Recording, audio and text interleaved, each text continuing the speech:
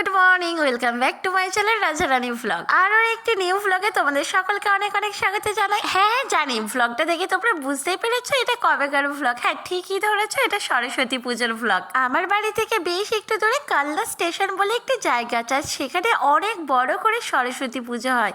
তাই তো আমরা সবাই মিলে চলে গেছিলাম কালনাতে এই বছরে সরস্বতী পুজো দেখার জন্য। প্রথমেই আমরা কিছু ঠাকুর দেখে তারপরে চলে গেছিলাম কালনার রাজবাড়িতে। তারপরে সেখান থেকে চলে এসেছিলাম রেস্টুরেন্টে কিছু খাওয়া দাওয়া করার জন্য। আজকে দিনটাকে স্পেশাল করার জন্য এখানে আমার সব কিছু ফেভারিট অর্ডারগুলো দিয়ে দিয়েছি। প্রথমেই খেলাম ফিশ ফ্রাই, এটা জাস্ট ওয়াও ছিল। তারপরে হাক্কা নুডলস, তারপর আর কি চিকেন বিরিয়ানি। পেট পুজো তো কমপ্লিট। তারপর আর কি, তারপরে চলে গেছিলাম আরও কিছু ঠাকুর দেখার জন্য।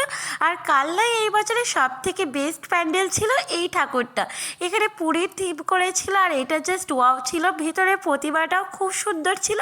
তারপর আর কি এখান থেকে আমরা বাড়ি ব্যাক করেছিলাম। তাহলে চলো টাটা, দেখা হচ্ছে খুব শীঘ্র কোনো একটা